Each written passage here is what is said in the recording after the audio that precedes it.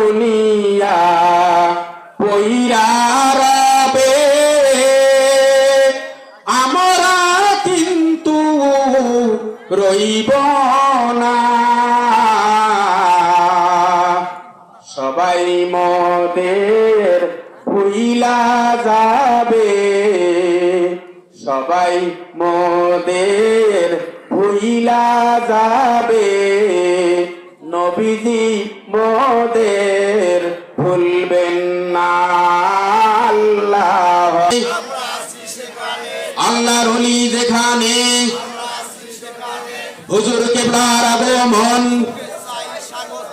হুজুর কিবলার আগমন, আজকের মাহফিল,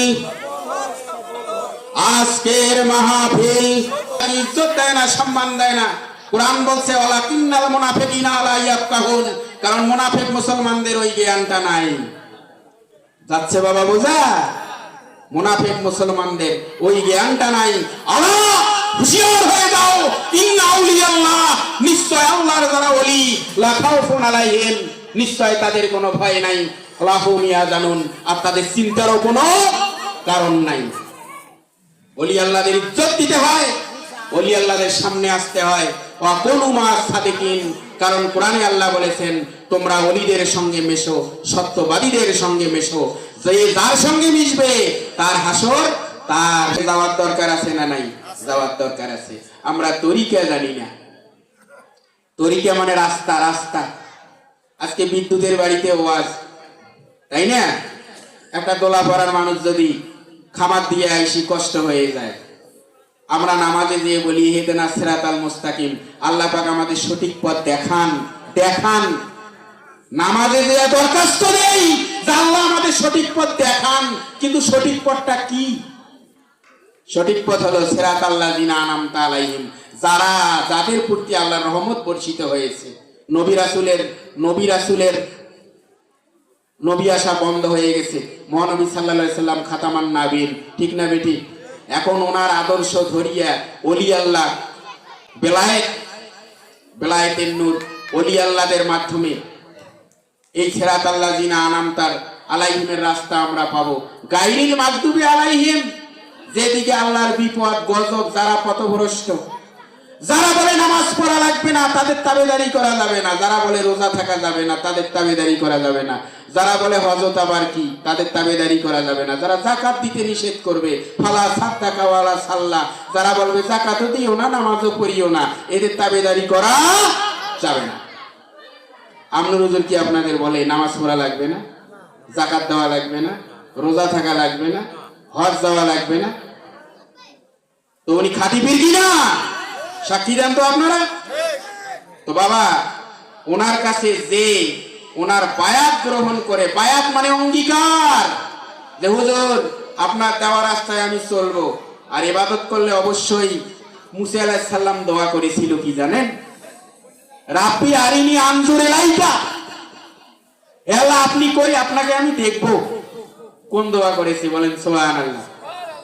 আল্লাহকে যদি মান কানা ফি হাযিহি আমা ওয়া মান কানা ফিল আখিরাতি আমা, আল্লাহ বলেন যাই দুনিয়ার থাকতে আমাকে দেখির পায় নাই, হাসরের মাঠে তার হাসর হবে কানাদের সঙ্গে। বলেন নাউজুবিল্লাহ।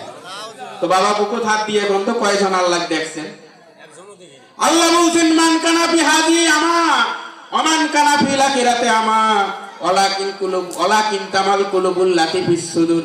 কানা তো দুই চোখ হয় না, কানা হয় মানুষের কলবের চোখ। যাই বোঝা বাবা, আল্লাহ দেখছেন? তাহলে হাসরের মাঠে কানার দলত দাঁড়াইতে হবে। দুনিয়া তো দেখেন নাই, হাসরের মাঠেও দেখতে পারবেন না। এখন প্রশ্ন হলো আল্লাহ পাককে কি দেখা যাবে? কোরআন বলছে ওয়াজা রাব্বুকা, তোমাদের রব অবশ্যই তোমাদের অ্যাপিয়ারেন্স হবে। বলেন সুবহানাল্লাহ। এই আল্লাহ পাকের সান্নিধ্যের জন্য জানলে ওরা বুজুর্গানে দিন ওলি আল্লাহদের দরকার হয়, তাদের কাছে ইবাদত নিয়ে ইবাদত করতে হয়, তাহাজ্জুদ করতে হয়, নফল নামাজ পড়তে হয়, নফল রোজা থাকতে হয়, ইবাদত করতে হয়। তাসবিহ তাহলিল আমরা অনেকে জানি না, কি তাসবিহ তাহলিল করব? এই জন্য মুর্শিদ কেবলার দরকার আছে না নাই? অবশ্যই আছে। আর যারা আপনাদের বাধা দেয় বাবা রে, তারা নিজেও ইবাদত করে না আর অপরকেও ইবাদত করতে দিবে না। কিছু মৌলভী মুন্সিও বাধা দেয়। এই জন্য বললাম যে পাগলা পীর সাহেব নামটা ছিল, তার মাজার দেখেন আর তার মসজিদটা দেখেন।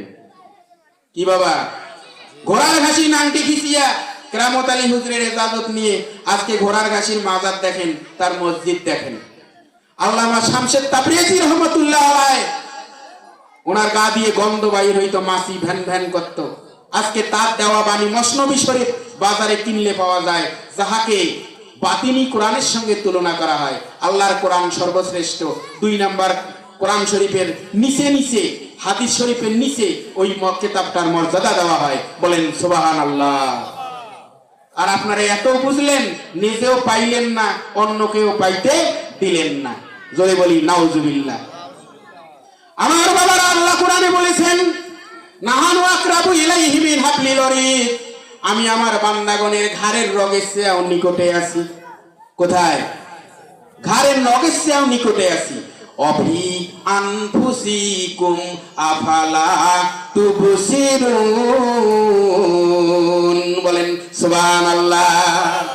অফি আনফুসিকুম, আমি তোমাদের মধ্যেই আছি, মাঝেই আছি, ভেতরেই আছি, তোমরা কি আমাকে দেখো না? বলেন সুবহানাল্লাহ। আল্লাহ বলছেন, বান্দা আমি তোমাদের ভিতরে আছি, তোমরা কি আমাকে দেখো না? আমি তোমার ঘাড়ের রগের চেয়েও নিকটে আছি। দুনিয়া তাদের রহমত তালাশ করবে। আমি কিছুক্ষণ আগে আপনাদের বলছি যে ওয়ামা আরসালনাকা ইল্লা রাহমা।